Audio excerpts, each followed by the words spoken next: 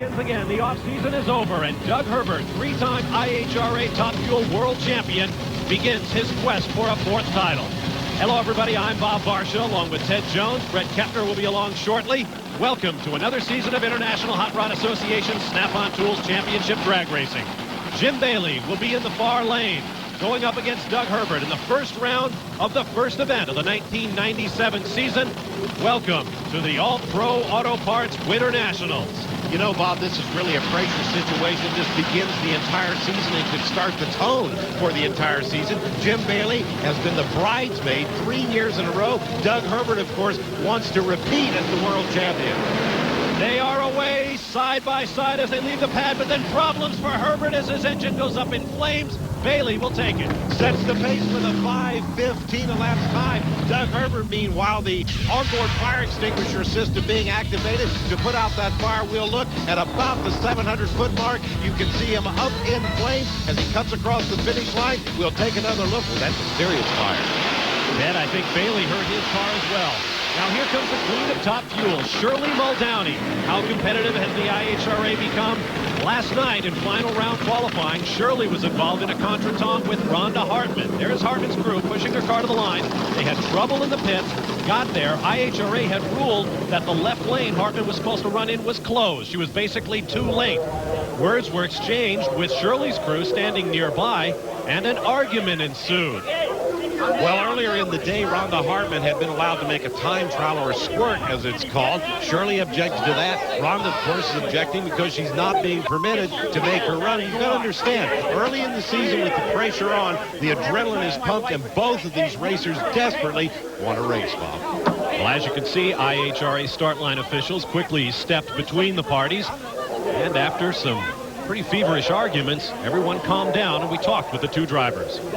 That's why, but Shirley backed out of that stage lane. She was supposed to run the left lane. We were right behind that. You know, we've been around this a long time. We know what the rules are. You don't make a squirt during qualifying. We knew we were behind. We were just trying to make it, and that's all. At least we didn't stop and not make an attempt to make it. I mean, we just tried to run. Left lane was closed after they run cars in the right lane, and there is not a left lane car. The left lane now becomes closed.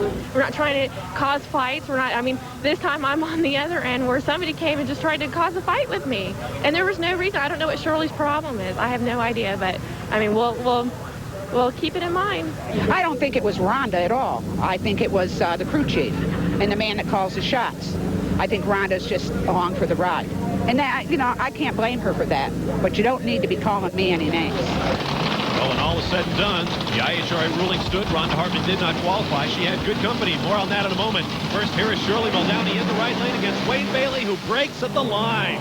And meanwhile, Muldowney is on a pass for 92. That'll set a world record at 298.3 miles per hour. Over in the pits, five-time Pro-Modified champ Scotty Cannon, sporting a new two, as wild as his race car for 1997. He'll be in action a little later on as well.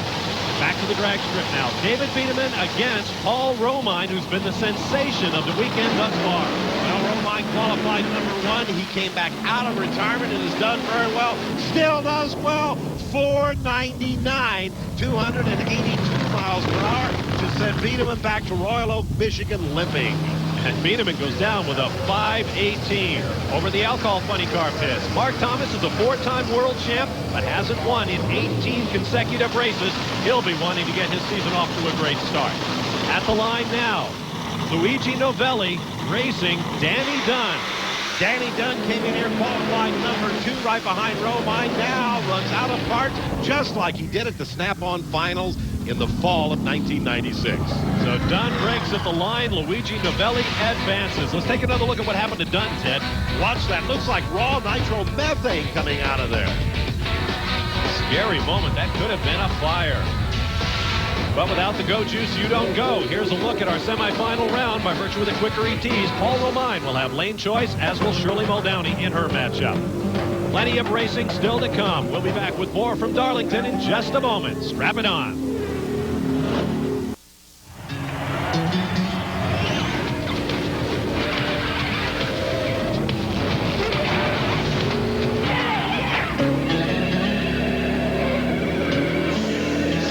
Welcome back to a beautiful South Carolina spring day at Darlington International Dragway and the silver anniversary edition of the All-Pro Auto Parts Winter Nationals. We're ready now for Alcohol Funny Car. Here's Ted Jones with a preview.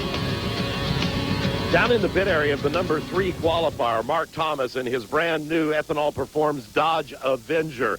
Who's qualified number 2? Well, of course, Rector and Lape one more time. Where's Von Smith, the world champion? He's qualified number 4 behind Mark Thomas, who's won 4 world championships. He only finished number 4 in the points last year. So what did he do about it? He went out and hired the foremost expert in supercharged alcohol engines, Rick Hickman. Mark Thomas is going to be very dangerous and a definite threat. After all, Bob, there's nothing more dangerous than a losing champion.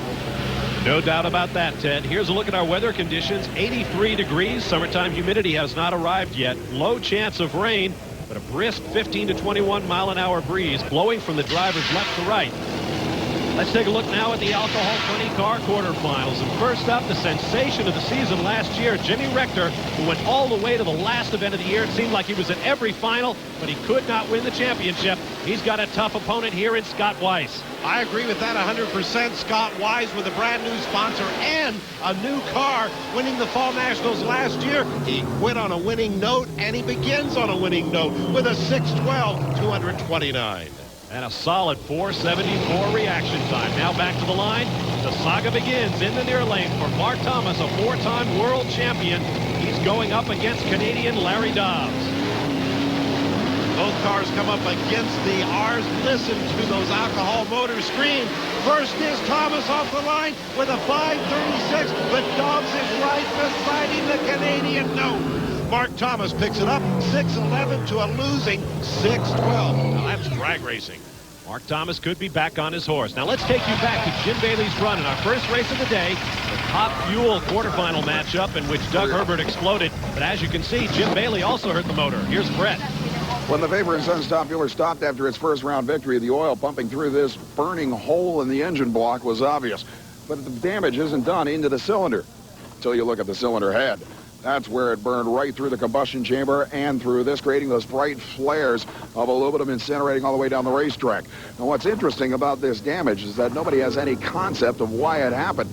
The tune-up is fine. The interior of the engine, as far as pistons, rods, crankshaft, camshaft, valves, all fine. But it just happened. So obviously the Vapor & Son team has to put in a brand new motor, and just for added measure, they're putting on a fresh supercharger as well, because they know they must have 4-second potential if they expect to make a 4th consecutive final round here at Darlington's season opener. One thing's for sure, if they can get it in the 4s, it'll be a happy group.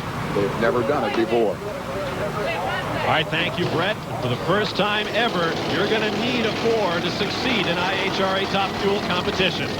Back to Alcohol Funny Car. The number 1 qualifier, Jim Lape, pulls into the lanes against Tony Bogolo. And Jim Lape is the defending champion for this event, so he has to be the odds-on favorite to score here today. But remember, Scott Weiss running strong, Mark Thomas, and we have yet to see from the world champion, Von Smith. Now we have a red light. Bogolo, red lights. Lape has an easy walk into the semis. Well, Bogolo knew he had to push that tree, and he took a shot and didn't win. Meanwhile, Lape a 6:03. That's low ET thus far in eliminations. On to another pair. Welcome back to Al Billis, who started in Alcohol Funny Cars, moved on to Pro Mod. This year he's back in the Alky Floppers, going up against the reigning world champion in Von Smith. And when Billis comes back, he comes back in style. How about a 95 Camaro? Nobody has any of those out there. Von Smith with problems coming off that pad. That's all Billis needed. As he states, I'm back, guys. Take notice. 6:04. Back indeed. The numbers 1 and 2 men in the points are now gone. Mark Thomas will meet Scott Weiss in the semis. Jim Lape will take on Al Billis. Thomas and Lape will have lane choice. Coming up, Pro Stock and last year's Rookie of the Year, New Orleans teenager Richie Stevens. Back in Darlington, Bob Barsha, Ted Jones, and Brett Kepner with you for the 25th All-Pro Winter Nationals. Darlington was repaved a year ago, and frankly, we're running out of paper. We created so many new pages in the record books. Time now for the Pro Stock quarterfinals, and there is the reigning world champ, John Yoke, who was pushed away from the staging lanes for his second race of the year. Tough break for the world champ. Meanwhile, Tim Neighbors, whom Yoke was supposed to meet, will run a solo. Tim Neighbors also took out the number 2 man from last year, John Noble from Melville, New York. So believe me, this second-generation drag racer is going to cause plenty of headaches for more racers before the day's out. He didn't really put his foot in it there. He's just testing the parts, saving the engine. Now here comes Richie Stevens, who was in the finals here at Darlington at the end of last season. He goes up against the vastly experienced Long Island, New York driver John Montecalvo. Richie Stevens also served notice last year coming out of Roy Hills Drag Racing School when he won the Spring Nationals, being the youngest pro stock driver in the history of the sport to do that. Look at the concentration in those eyes. Up come the revs. We are away. That's Montecalvo just outside the driver's side window. To the line they come. Here comes John. Whoa! Too close to call. Richie Stevens, according to the computer, 689, 197 miles per hour. But do the math on this one, Bob. Well, compare reaction times. The difference, 31 1/1000ths of a second. Montecalvo drops back slightly, then mounts a top-end charge. At the light, the difference in ET, 31 1/1000ths of a second. The electronic timer goes to 10,000ths of a second, and Richie Stevens wins. That's pro stock drag racing. Here's our next pair, Steve Spiess and David Jenkins. Jenkins won the Fall Nationals in Bristol. Now he breaks. He's out of it. Spiess on a run. Yes. 683, 202 miles per hour. He's in the middle of this drag race. Each of these cars, mountain motors, being engines in excess of 800 cubic inches. With more on technology, here's Brett Kepner with a track fact. The sheer power of the amperage in the magnetos used in Top Fuel dragster racing have always treated the lowly spark plug pretty rough, but nothing like they're going to in 1997. As Wayne Bailey proved during qualifying here, the brand new MSD 44 mags, 40 amps each, are capable of literally incinerating a spark plug all the way through, to the point where there is no more electrode. With the electrode completely out of the spark plug, obviously the engine's going to suffer a severe compression loss, but hey, the electrode won't be gone until the very end of the run. Bailey used this kind of power to run 5.07 seconds in qualifying, but the engine still wanted more fuel because now it has the spark to burn it. Hey, everybody can afford spark plugs, especially at the expense of a 4-second run. No question about it, Brett. Thanks. Back on the strip, our final pair in pro stock, Ed Mahacek and Ron Miller. Ron Miller, one of the few drivers that builds his own engines, does not use one of the professional pro stock engine builders, has his own dyno out in his garage behind his home and everything. Mahacek, the winner of the final event last fall here in Darlington, picks up this victory with a 677, 204 miles per hour. And that's 774, along with his previous 772 in the first round. Mahacek is easily the quickest guy here. It'll be Stevens and Spiess, Mahacek and Neighbors in the semis. Coming up, Pro Modified, featuring the champ. Back at the All-Pro Winternationals at Darlington International Dragway. We move now to our 4th professional class in International Hot Rod Association competition, Pro Modified. And there, Ted, I almost said it. I almost said that was Scotty Cannon when you saw that flame job on a Corvette. Meet Scotty Cannon's new teammate, Brad Jeter, going up against Todd Tutterow.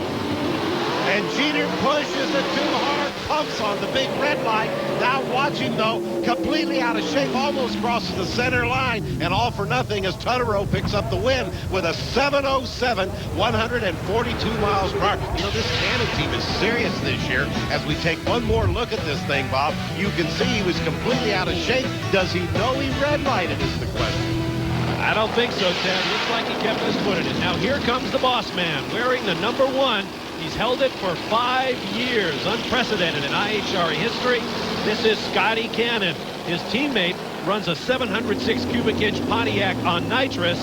The boss has a supercharged 526 Chevy. He's racing Chris Hunt.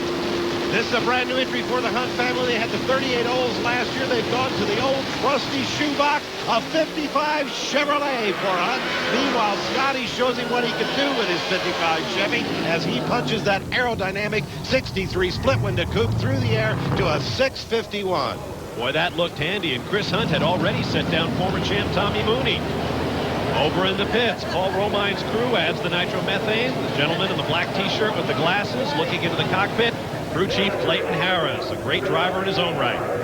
Now here come Michael Martin and Roy Wasco.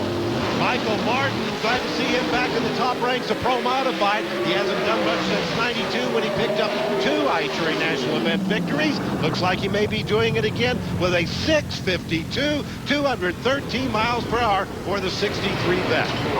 Ford Chevy battle goes to the Corvette. There is the queen, Shirley Muldowney. How she avoids rider's cramp with all the autographs she signs every weekend, I'll never know. Final pair in Pro Mod, Shannon Jenkins. Number 2 on the window. He took Scotty Cannon all the way to the last event of the year here at Darlington last year. He's going up against Dale Brinsfield. Dale Brinsfield, whose grandfather was the sponsor, incidentally, of the original Sox and Martin Mercury Comet. So he has a great racing tradition behind him with that Mark Pro sponsored Corvette. There are nostalgia body cars, 41 Willys for Jenkins, 63 Corvette for Brinsfield, and Jenkins takes it. Brinsfield with a great 494 hole shot, but Jenkins ET'd him with that 651. You can't always win off the starting line. Here are the matchups for the semi. Shannon Jenkins against Michael Martin. Jenkins will have lane choice. Scotty Cannon against Todd Tutterow. Lane choice goes to the Cannonball. Top fuelers are in the lanes. We'll be back to Darlington.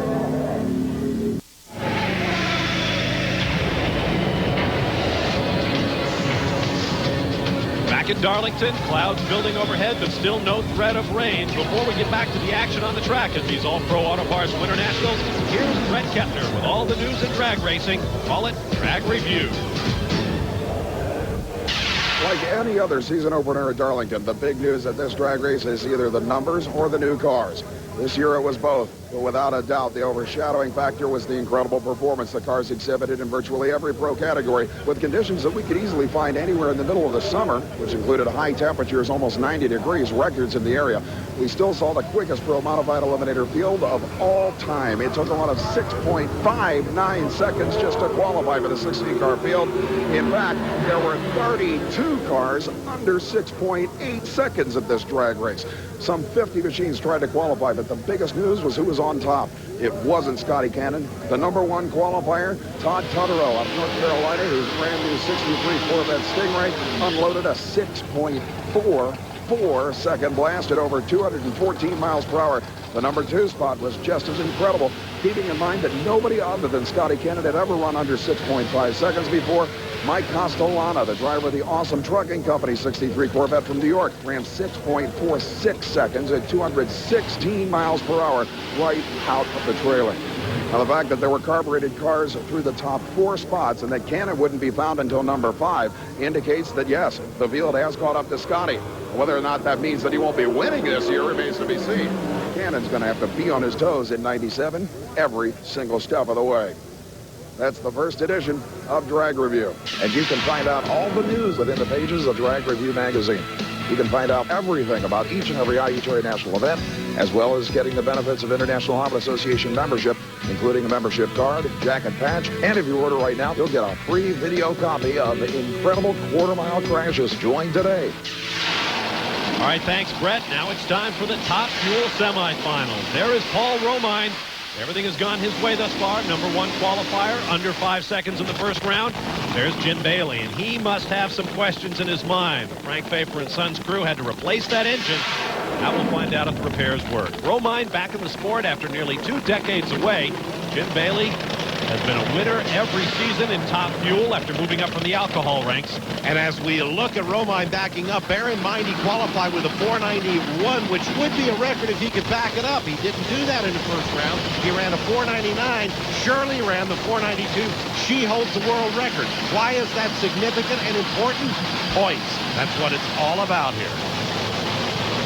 All Romine said he had hardly taken this brand new car down the racetrack. The team is all new. You see him scrubbing the excess rubber off the slicks, always looking for traction. Romine's basically just been practicing his starts, and he gets a beauty. He's running away from Bailey.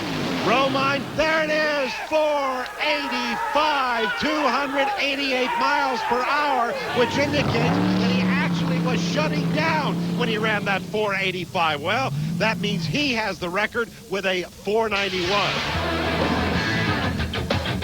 We'll look at that run one more time. You can see the wheels up of Romine. In case you're wondering why isn't the 485 a record, because a 491 would not back up a 485. What'd you run? Well, You know, I mean, first final round when you come back, you got to be happy with that. You'd probably be real happy if you backed up that 491 to get some points, wouldn't you? Oh, man, that's wonderful. Man, thank God. It's unbelievable. This is good. This baby was rocking and rolling. She was on cue. But wait. What a run. You backed it up with a 485. Ah, that's what Clayton said. He said she had a 480 in her. You're kidding me. No, man, no, man. We didn't know if we could do it today because it was pretty hot, but she was pulling all the way. We were close the last time, but we're really good. And look at them pipes. She's clean as can be. It was. All right. It's good. Now, look at it from this standpoint. You just set the record now, 491.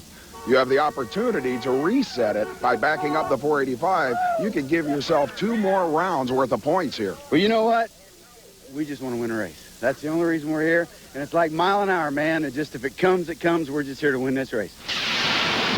Well, I'd say he's in a pretty good position to do it. Now, here comes the driver he just took that record away from. Shirley Muldowney has to be thinking, what kind of a run do I have to lay down to get into that final against Romine? She's up against Luigi Novelli from Crete, Illinois. Well, let's talk about records. Muldowney ran 298 miles per hour. That'll be the record if she can back it up here. And we are talking about points, Bob. These two will probably go at it all year long. And Shirley's car, tuned by her husband Ron Tobler, always gets good speeds. And look at that one, 294. That sets the record. 294 will become the new IHRA record. Meanwhile, do you want to go for a ride? Hang on.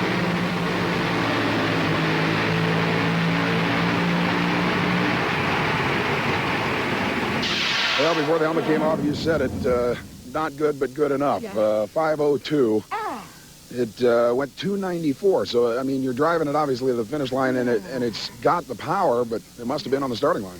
Yeah, well, they put some jet and they put some fuel in it. So, I don't know.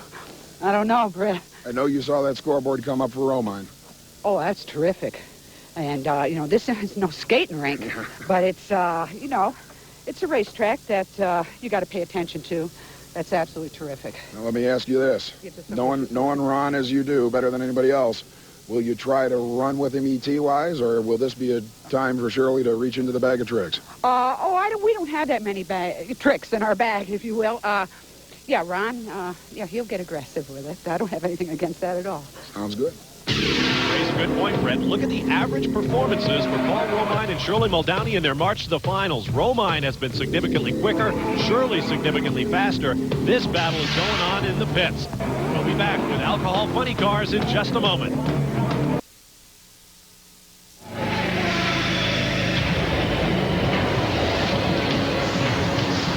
Welcome back. A huge crowd on hand here at Darlington International Dragway for the silver anniversary edition of the All-Pro Winternationals. Time now for Alcohol Funny Car semifinals.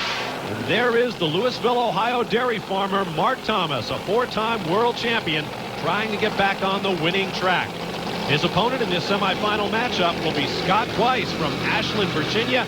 2 beautifully turned out new cars. 97 Dodge Avenger against 97 Ford Mustang. You know, in the previous round, these two guys were running about 1/10 of a second off the pace. Leif and Billis both ran zeros. Wise ran a 6:12, Thomas a 6:11. This is going to be a real drag race. Somebody has to step up. Good launches. They are away. Give the advantage to Weiss off the line, but here comes Thomas. And Thomas stepped up 6:02, 232 miles per hour. That's the low ET of the day thus far. As we look at it one more time, you can see that Scott Weiss definitely had the advantage off the starting line. But then at about the 300-foot mark, the car had a little bit of bubble. That's all Mark Thomas needed to punch it home.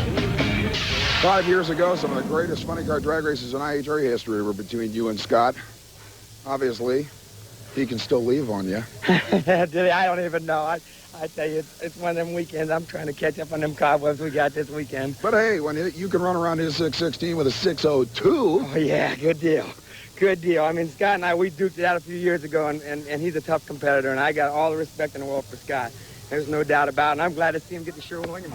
I mean, yeah, I think it's a great deal. Nothing else, it was the greatest looking race in history. Oh, yeah. Yeah. Don't think all of that good fellowship is merely for the sake of the TV cameras. That's the kind of racing we have in the IHRA. Our next pair, Jim Leif, who won this event a year ago, going up against Canadian Al Billis. These are the guys that were running zeros, and let's face it, Thomas just stepped up with a 6:02. So now Leif and Billis are going to have to step up, maybe with a 5. First off the line was Billis, but Leif legs it out 6 flat. Wow, you know, he holds the record at 5:88. What a finalist is going to be. Advantage off the line goes to Billis in the left lane, but it didn't last long. As you can see, out there around 60 feet, Leif was already on a charge. Look at the top end charge, though, for Billis, 231 to 232 for Leif. See, now I don't know if I should be excited and happy or hang my head low when I tell you these numbers. I probably won't be happy. You got lane choice in the final. I'm probably happy then. Won a 6 flat. I'll take it. Not great, I know. We'll save the best for last. How's that? I don't think you can back up a world record as quick as you want to go, but... well, we'll worry about that in the next race. Well, seriously, I mean, 6 flat, I think the sun going away for just a couple of minutes in the clouds probably helped you out. Helped somewhat. We tuned it up a little bit. We'll get after it a little more for the final. Mark's tough this weekend. Yeah, he just ran a 6:02, so this will be good. He's hungry, too, but not as hungry as I am. Well, here are the numbers on our finalists in Alcohol Funny Car. Slight advantage in ET for Jim Leif. As you heard him just say, he may have something for Thomas in the final. Now let's get down to the pit area. Once again, here's Brett. The luckiest break and Brome out of final eliminator before the semifinal round came with Brad Jeter's foul start against #1 qualifier Todd Tutterow in the second round. How could that be luck? Well, at that point, Tutterow was in no condition to come anywhere near his 6.44 second #1 qualifier. He had burned a piston in the first round win. The engine was anything but healthy. They merely blocked off the cylinder and hoped for the best, and sure enough, the impression that 644 made on Brad Jeter showed up on a red light on the Christmas tree. But now, going into the semifinal round, they're installing a new bullet. How strong is this one? Only engine builder Charlie Buck and car owner Don Clemens really know. Rest assured, it can play with the big boys.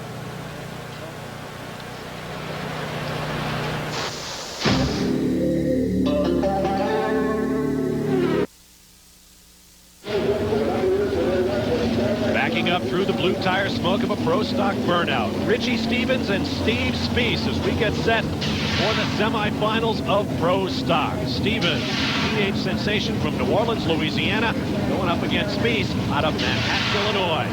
And Bob, the key words there, Richie Stevens, teenager. He has very quick reflexes, and he'll need those because he ran a 6:89 in the most previous round. Spiess ran a 6:83, so Stevens has to be quick off that starting line. Now, those numbers you saw for engine displacement were not a misprint. 814 cubic inches. Let's ride with Richie Stevens.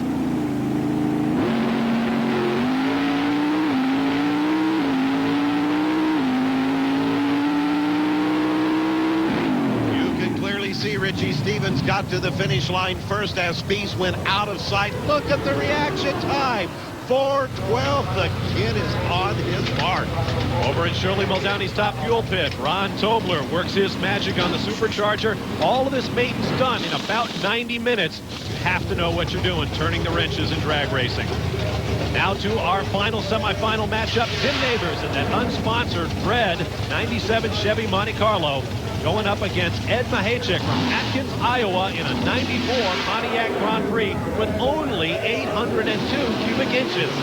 Well, first off the starting line is Tim Neighbors, the second-generation drag racer, has that 813 Chevy up, and does he have enough? No! Mahachik picks it up with a 678, 203 miles per hour to Neighbors losing 684. There are the numbers on our Pro Stock finalists, but the one that's not there may be the most important, reaction time. Once again, here's Brett Kepner. They look like seasoned veterans. Nobody would ever guess them to be a rookie team. And in fact, when you combine the crew chief and the driver, they're anything but. Who is Paul Romine? Well, you have to look behind him to find crew chief Clayton Harris, and that'll explain a lot of this team's obvious success so far at the All-Pro Auto Parts Winternationals.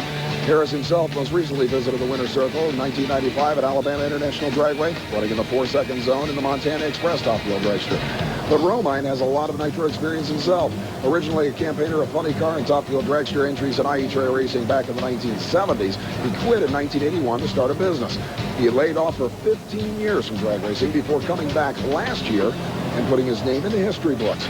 He and Clayton Harris teamed up with a front-engine top-fuel dragster on the Nostalgia Circuit. And it was in Morocco, Indiana, at a match race in April of 1996 that the car that they teamed together to build ran 5.96 seconds at over 238 miles an hour to become the first, and so far only, front-engine top-fuel dragster in the 5-second zone. It was at the end of 1996 that Clayton Harris and Paul Romine decided to return to what they consider to be truly competitive top-fuel racing on the IHRA Tour. And that has a lot to do with their success so far in this final round appearance in their first ever race. Let's face it, they came at it with the same aggressiveness as they did with the Nostalgia car, and now they're the quickest car in real top-fuel racing. A killer combination. Time now for our Pro-Modified semifinals. There is Shannon Jenkins, number 2 in the world last year, driving the chassis that took Tommy Mooney to the World Championship the year before last. Here's his opponent, Michael Martin, 63 Corvette bodywork, probably the most popular Nostalgia bodywork in Pro Mod. Well, without question, it's not the most popular. It's the most aerodynamic Nostalgia bodywork. Martin hailing from Pageland, South Carolina, where they have a small 8-mile IHRA drag strip. The number 3 and 7 qualifiers doing battle. It's Shannon, wire to wire, with a 6:51. He's going to give Scotty Fitz again this year, Bob. Here's another look as they leave. Very tight off the pad, but then Shannon Jenkins just drives away. We should point out now that one of the reasons that the teams use Nostalgia bodywork, say 63 Chevrolet Corvettes, such as you see here, is that you get a weight break of about 100 pounds over a contemporary car. Scotty Cannon going up against Todd Tutterow. Tutterow did very well in the old junior pro stock class, now driving for Don Clements out of Winston-Salem, North Carolina. Supercharged 526 cubic inch car against nitrous boosted 704 cubic inches. Give this one to Cannon. Tutterow broke. Cannon with a 654. Tutterow had him off the line, 454 to 490, though. Could have been a good race. Look on the left-hand side of your screen, Tutterow. See the flames coming out from underneath. Now watch the front end when it broke as it dipped down and literally slammed the asphalt. That decided the event. Gee, it seems like only last October we had the same scenario, except you were going a 10th quicker than everybody. We're fixing to put our blower we know is the best on. I believe it. I swear I believe it'll pick it up. Like I say, we qualified with this thing, but we had it on our good motor and it wouldn't run, and we just put everything we know would run. But the blower I had on last year, I went in the 40s here with. I'll have it back on in the final. You got to hand it to Shannon. I mean, he has made 3 runs within 3/1000ths of a second. Oh yeah, I mean, hey, that's why he's got number 2 on that thing, and I hope to keep it on there. But thank everybody. Racing on home soil, the 5-time world champ Scotty Cannon in the Killer Red Mater will go up against arch rival Shannon Jenkins. And notice the difference in average reaction time. Jenkins with the advantage. Scotty's going to have to step it up.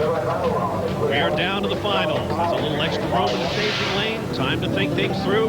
Happy hour is coming up. Welcome back to Darlington International Dragway and the 25th All-Pro Winternationals as we get set for our final round of competition, beginning with Top Fuel. Ted, let's take a closer look at how these machines work. You know, when a driver leaves the starting line in Top Fuel, we talk about the G-forces. Well, of course, we decided to measure those G-forces, and you can see right now when the car leaves the starting line, look at the tremendous gain right there in G's, all the way up to 4 G's. Then as the car continues to accelerate down the track, it actually goes up to about 4.5 G's before they get to the finish line. You can see how quickly those G-forces fall off. Then as they begin to shut down, the parachute opens right there at that point. You actually begin to feel negative G's, that they don't really measure that. They're not interested that much in the negative G's. Incidentally, this is the actual computer printout you're looking at right here, and thanks to Ron Tobler. Now let's move over to the pit area of Paul Romine. As you look at his semifinal run, he had 3 cylinders drop out. This red line represents the RPM as he goes down the quarter mile. The 3 different colored lines you see, yellow, pink, and green, represent the 3 cylinders that Clayton is going to have us look at right here, and we'll see where they drop out. The red line over on the right-hand side of your screen is the finish line right here, and you can see those 3 cylinders actually dropped out. the pink one right here, the green one right here, and the third cylinder represented by the yellow line. All three dropped out just before the finish line. That's the reason he didn't repeat that 485 ET. Going down the top end, you can see how clean that engine was. No damage. Well, now all the computer analysis and wrenching on the engines is complete. We are ready for the Top Fuel Final, matching Shirley Muldowney from Armada, Michigan.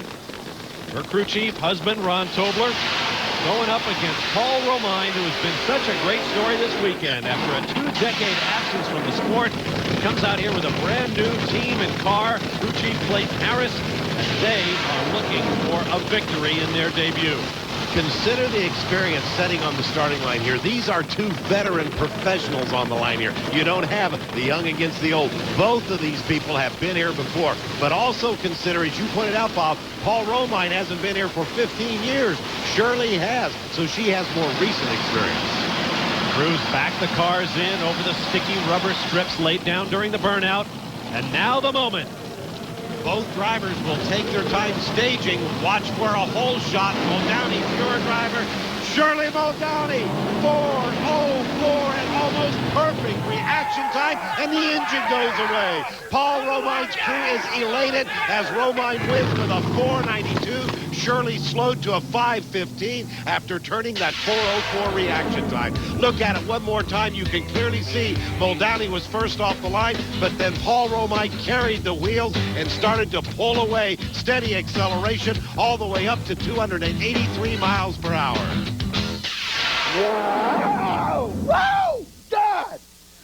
Oh, This is a dream. man, I can't believe it. You know, last year, we got that little front motor car and we went to California, the March meet, you know, a race that I've always read about. We won the March meet, you know. It was just awesome, and I'm sitting here thinking, God, we just won the first race. This is incredible. We raced, you know, the best right there. Awesome. Just incredible. You know, Clayton just been working. These guys been just thrashing and thrashing, and they said it would. And I said, Believe it okay. or not, you are the first IHRA Top Fuel racer to run nothing but fours. 492 in the Wow. Wow. Well, thank you, Brent. I'll tell you what, it's just been awesome. And, I mean, it's our guys. I know everybody says that, but our deal is it's a team deal. And you know, we got a lot of support from our friends in California. They wish us all good luck at the Hot Rod reunion, and we certainly appreciate that. So howdy do, guys. We're here for you. So we're here, man, for the IHRA series. We're going to be here for the whole time. It's going to be outstanding. All right. Woo! Yeah.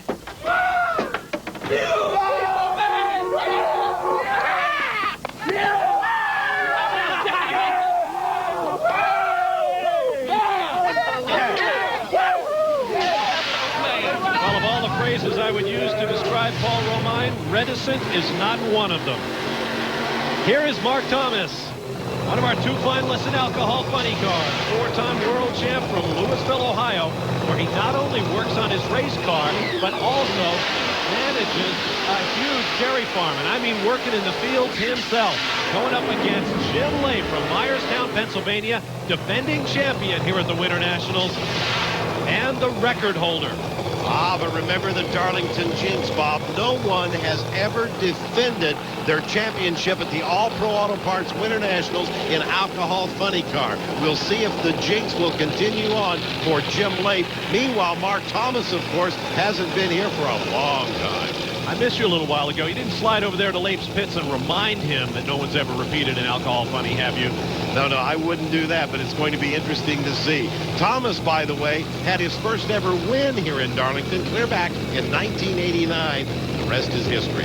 Jim Lape had lane choice, chose the driver's left, same lane that Paul Romine chose. Lape, the number 1 qualifier, Thomas, the number 3 qualifier. Remember, a 6 flat for Lape in the most previous round. A red light start. I don't believe it. The jinx continues. Lape is out. Mark Thomas, a 6:03, 227 miles per hour, and no one has ever repeated an Alcohol Funny Car as Mark Thomas's crew goes down to fetch their driver. You can see that red light start as Lape pushed it. The number 358. Remember, 400 is perfect. He red lighted by a bunch. Come on in, you man. Yeah! Way to go, man! Yeah! Yeah! Woo! Yeah, good job. Way to go, man! All right. Way to go. Yeah! Way to go! Oh, yeah. Wow, life is good. You don't need me. Yeah. We already did that.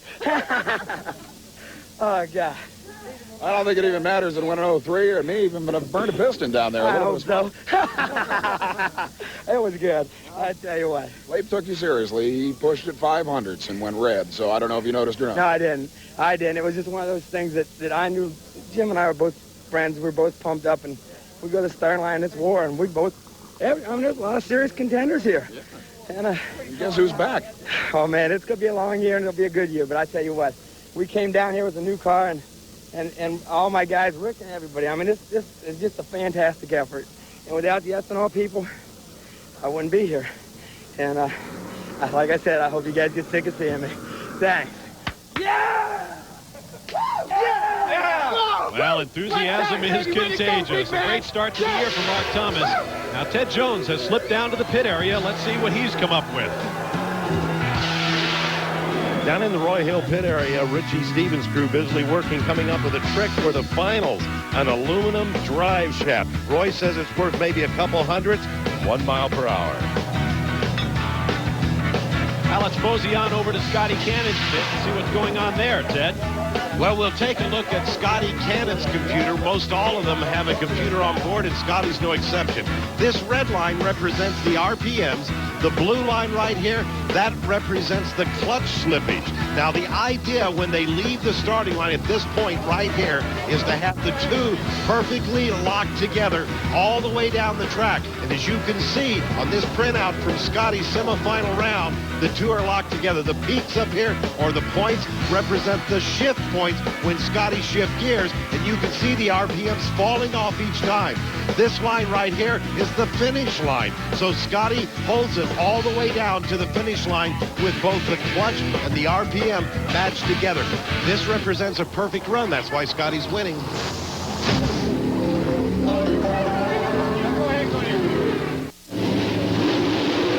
Back at Darlington International Dragway, happy hour continues with our remaining finals at the All-Pro Auto Parts Winternationals. Our pro stock antagonists will be Richie Stevens and Ed Mahachik. This is a rematch of what happened at the Snap-on Tool Finals here in Darlington, South Carolina, just about 6 months ago, when 18-year-old Richie Stevens was trying to win his second ever event and set a world record. We should point out that Ed Mahachik won that matchup, so there may be a little bit of revenge factor at work here. Not to mention the age versus youth controversy, Bob. 18 years old as opposed to 54.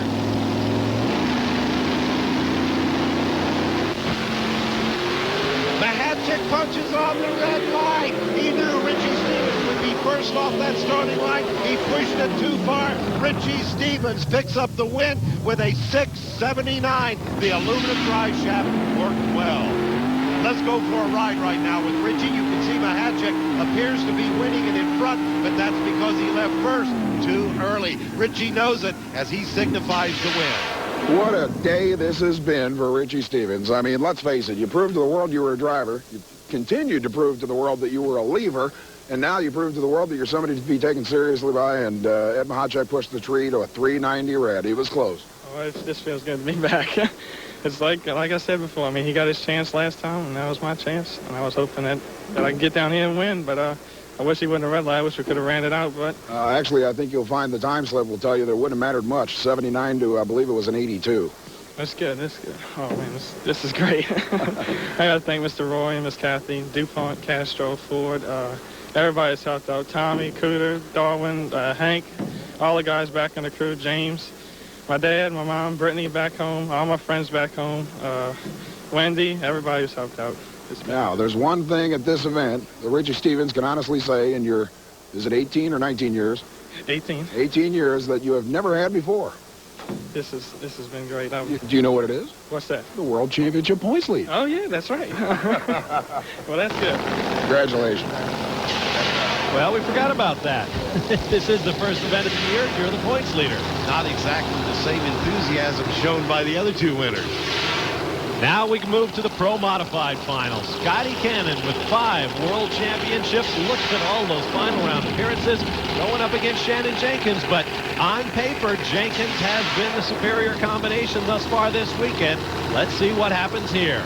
Never count Scotty out, I'll tell you. He's plenty tough. Watch him off the starting line. Quick reflexes under pressure. And these guys, perhaps more than any other pair we've seen thus far, actually do the work on their cars. They're virtually their own crew chiefs. And no love lost between them, I can tell you. They're not the best of friends. Staging very carefully. Listen to the RPMs for Scotty's motor. Waiting on Shannon to stage. Finally, Shannon stages. Shannon Jenkins drops a gate job on Scotty Cannon. 4:42 reaction time, wire to wire. Give it to Shannon Jenkins. 6:51. Not only beat him off the line, he beat him too. Talk about consistency. In 4 passes down this quarter mile, Shannon Jenkins has run 6.513 twice, 6.510 twice, including this championship winning run. 6th victory for Shannon. That anybody can run 6.51 seconds 4 times in a row. It ran it again. I don't know. 51.3, 51.3, 51.0, 51.0. That's all she'll run, I guess. We just got the best out of her today. She's done a good job. The car's been real consistent. Guys done a super job on the clutch, all the crew. I mean, I can't say much. These guys worked their tail off. They deserve this. They earned it. They worked. Today they got it. Here's a look at all of our champions. A triumphant return to Top Fuel for Paul Romine. Mark Thomas ends an 18-race winless streak. Richie Stevens picks up his 2nd career win. And Shannon Jenkins gets his season off to a great start. Here's our upcoming national event schedule on the IHRA Snap-on Tools Trail. The Spring Nationals in Bristol, Tennessee, then Budds Creek, Maryland. 2 new stops in Cordova, Illinois, and Stanton, Michigan. And, of course, the World Nationals at beautiful Norwalk Raceway Park in Ohio, followed by Bristol, Tennessee, and back here at Darlington. Our next telecast will be the Spring Nationals Saturday, June 28th, 1:30 p.m. Eastern Time.